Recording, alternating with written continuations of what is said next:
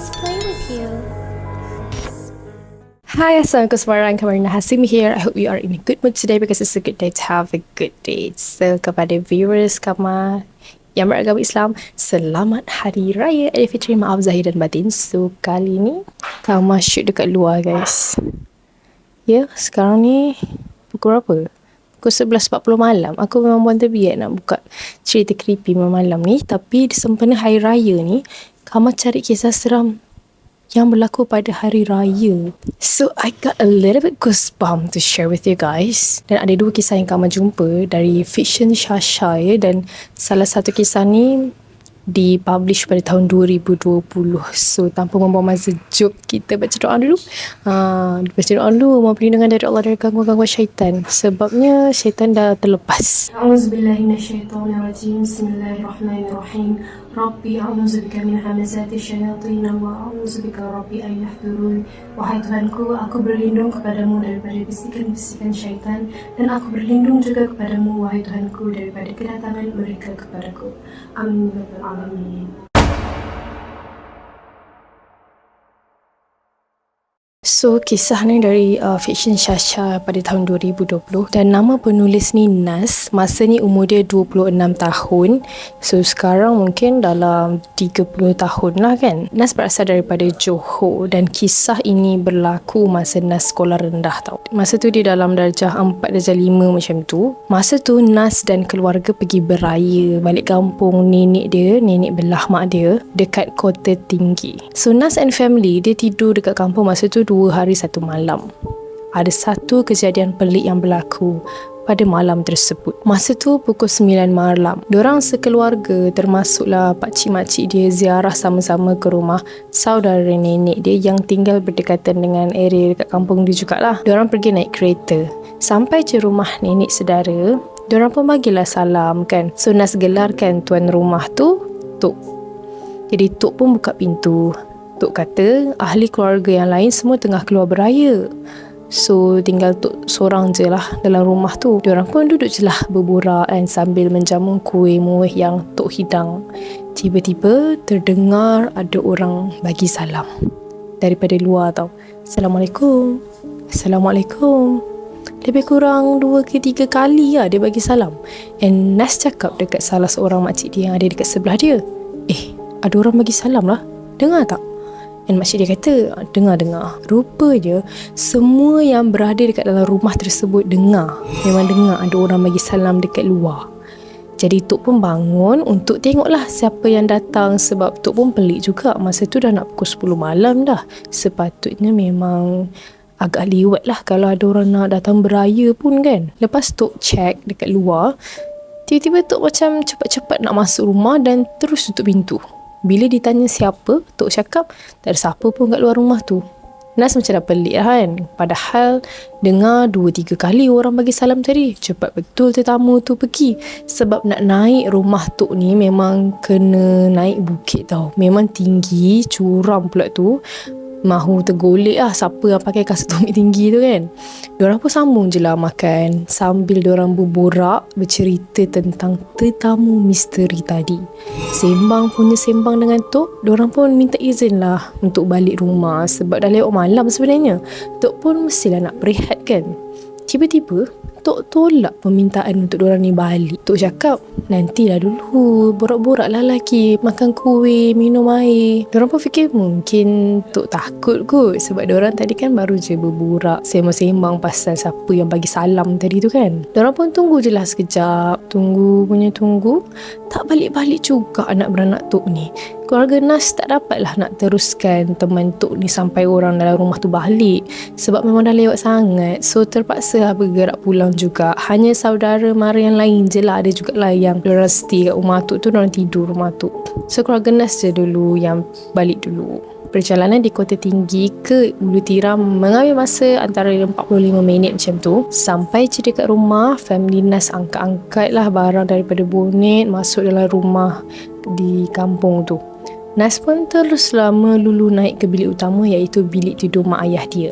Disebabkan terlalu penat korang, tambah pula tadi jam perjalanan, memang Nas terus terlelap tanpa disempat tutup lampu bilik lah. So terang benderang pun dia boleh lena masa tu. Tiba-tiba Nas tersedar dalam keadaan dia mamai-mamai. Nas perasan macam ada orang tengah meninjau-ninjau dia dari belakang tau.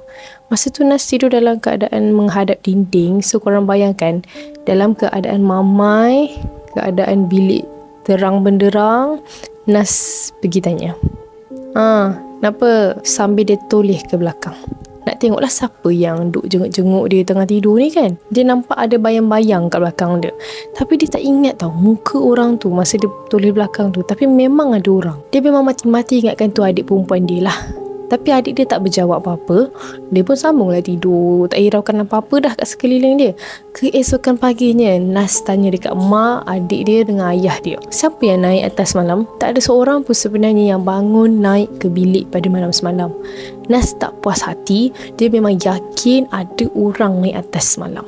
Walaupun dia tengah keadaan mamai, dia memang ingat dia pusing belakang ada orang. Cuma dia tak nampak siapa. So dia memang point out dekat adik perempuan dia lah. Weh, kau naik atas kan semalam? Masuk bilik ibu, lepas tu kau berdiri belakang aku kan? And then adik dia cakap, mana ada? Aku tidur bawah lah dengan ibu abah. Mana ada aku naik atas? Kau dah kenapa? Sudah. Siapa sebenarnya yang tengok dia semalam masa dia tengah tidur? Dah lah semua tak nak mengaku kan. So memang dia ingat ada orang, ada something yang tengah tengok dia. Beberapa hari selepas kejadian tersebut, mak dia pula ada cerita masa dia tengah solat, dia rasa macam sedang diperhatikan oleh seseorang. Tapi dia abaikan celah perasaan tu. Mungkin hasutan syaitan ke yang nak melalaikan dia kan. So mak dia ambil keputusan untuk tanyakan tentang benda ni dekat salah seorang pakcik Nas yang pandai lah juga dalam hal-hal macam ni kan, macam ilmu-ilmu gaib ni. Mungkin sebab arwah Atuk Nas pun memang pandai bab ni, jadi turun kepada pakcik dia. So lepas pakcik dia scan mak dia ni dari jarak jauh, pakcik dia cakap memang ada yang mengikuti diorang waktu diorang balik dari kampung tau. Mungkin jugalah entiti yang bagi salam dekat rumah Atuk dia tu. Mungkin juga benda yang sama meninjau-ninjau Nas waktu dia tengah tidur. Dan mungkin juga benda yang sama yang memerhatikan mak dia tengah solat. Wallahualam. Itu beberapa kejadian yang mistik berlaku masa Nas pulang ke kampung untuk beraya. So kisah seram yang kedua ni daripada penulis yang berlainan lah. So kisah kedua ni Kama tak jumpa nama author dia, nama penulis dia. Tapi kalau Kama jumpa, Kama bagi tahu. So Kama bagi nama pemilik kisah ni Adam. Okay, bukan nama sebenar, yang dikongsikan dalam fiction Syasha juga. So kisah ni berlaku pada malam raya ya. Adik-beradik Adam ni ada 3. Adam adalah yang paling bongsu. Dia ada abang, dia ada kakak. So masa tu abang dengan kakak dia ni beraya. Diorang beraya rumah mentua diorang. Jadi tinggallah Adam seorang je yang nak kena tolong mak ayah dia ni dekat kampung, tolong persiapan raya semualah. So kebiasaannya tradisi raya untuk keluarga Adam ni adalah memasak lemang.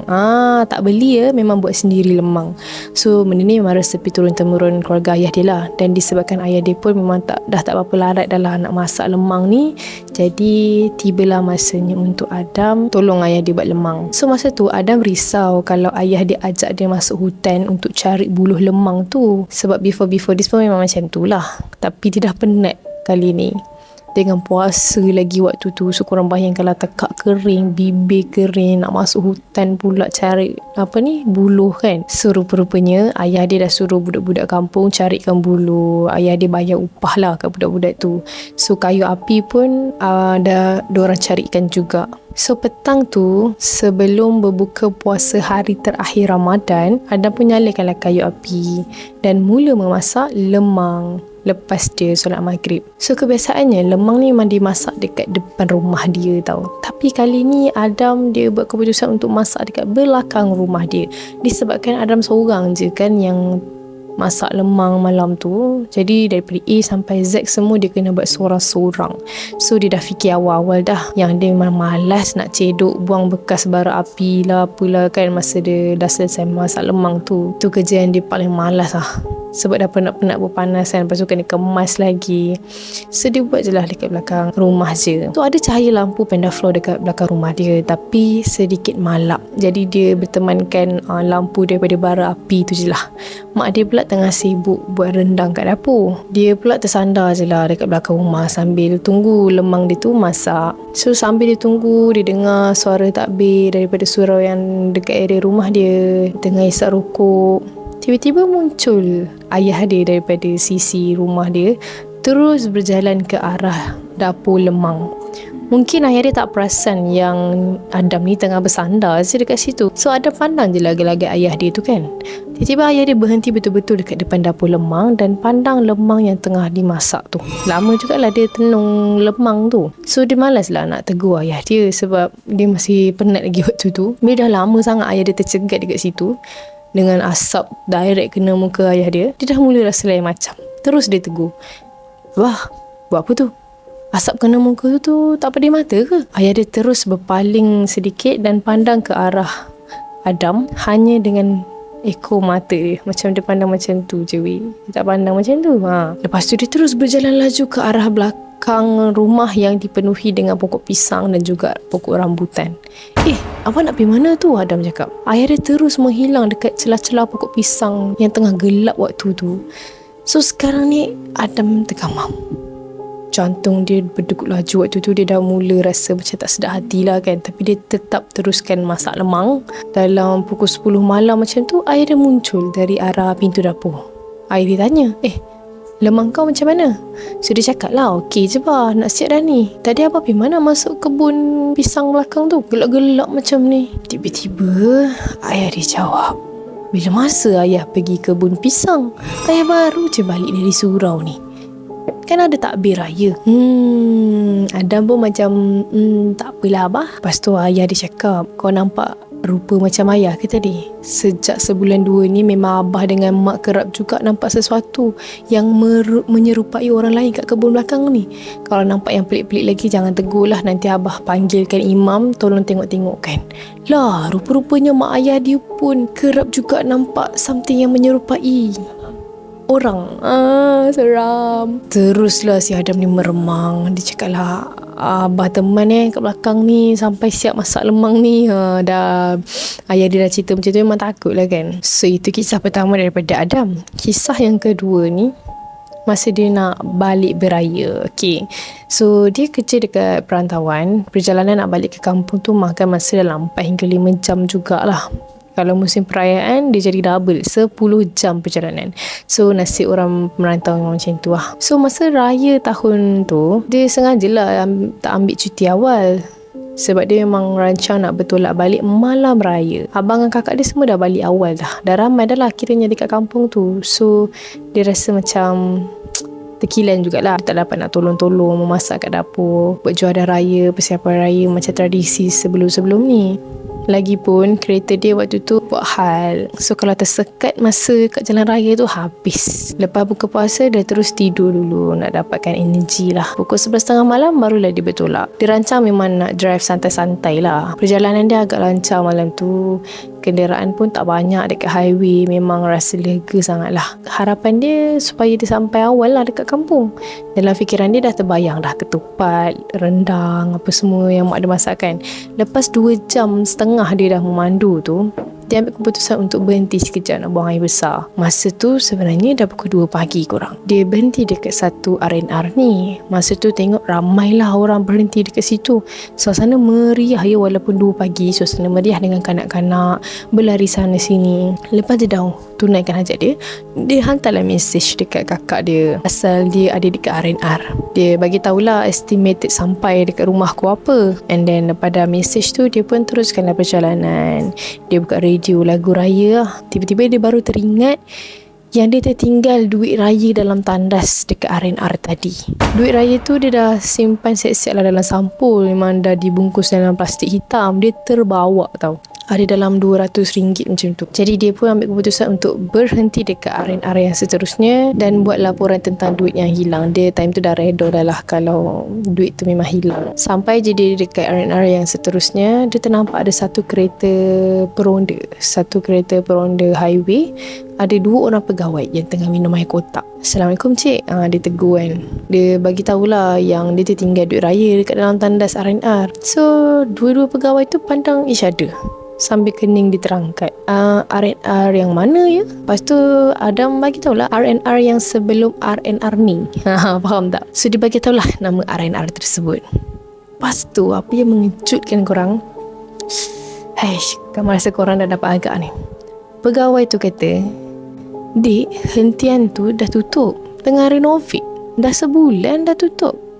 Macam mana adik masuk? Jalan nak masuk pun ditutup tau. Ditutup sepenuhnya dengan divider konkrit. Panjang lebar lah penerangan pegawai tu." So dia macam terkejut. Tadi tu dia buang air besar kat mana? Lepas tu pegawai tu tanya, "Adik yakin ke adik berhenti kat situ?" So Adam pun dah cuak waktu tu. Dia terus tengok balik handphone dia. Dia nak check balik mesej yang dia hantar dekat kakak dia tadi. Memang tertera dalam mesej tu nama hentian ataupun R&R yang telah ditutup tadi tu. Masa tu memang meremang bulu roma dia. Sebab dia takut juga tentang dia ni yang berhayal ke kan. Tapi memang betul, dia dah pergi dekat R&R yang telah ditutup tu. Lepas tu pegawai tu cakap lah mungkin adik kena ganggu. So dia macam nasihat jugalah jangan takut-takut kan. Sebab benda tu memang biasa. Benda tu pun makhluk Allah juga. Nanti peronda tu akan pergi ke hentian tu untuk cari duit raya tu betul tak ada dekat situ. Tapi bila dah pagi lah, dia kata esok tu baru dia pergi. Atau kalau ada pegawai lain yang meronda, dia akan maklumkan. So dia minta lah nombor phone apa semua. So dia pun teruskanlah perjalanan dia balik kampung. Dalam perjalanan dia tu baru dia sedar masa dia pergi kat sana, dia tak ingat langsung satu muka pun kat situ. Kan dia kata ramai orang kan, kanak-kanak berlari sana sini, macam meriah lah. Tapi dia tak ingat langsung muka-muka kat sana. Seakan-akan semua orang dekat R&R tu semua macam berpaling daripada melihat muka Adam. Lepas tu barulah dia rasa pelik. Lepas habis dia bercuti kat kampung, dia nak kembali balik bekerja, dia lalulah balik dekat seberang R&R tu kan. Masa tu korang memang betul R&R tu ditutup untuk kerja penyelenggaraan. Itu memang sampai sekarang dia tak boleh lupakan first time benda tu terjadi dalam hidup dia. So itulah kisah seramnya guys. Kamar pun duduk kat luar ni dah macam-macam bunyi mercun, bunga api kat luar tu dah. So di kesempatan ni Kamal ucapkan selamat Hari Raya, maaf zahir dan batin. And korang komen down below korang punya warna tema baju raya tahun ni warna apa. Siapa sama dengan Kamal warna grey? Save sikit. Okay, so thank you dah tengok video sampai habis. And for those who are new in my channel, don't forget to hit the subscribe button below and turn on the notification bell so that you will not miss any video that I post. See you in my next video. Bye bye.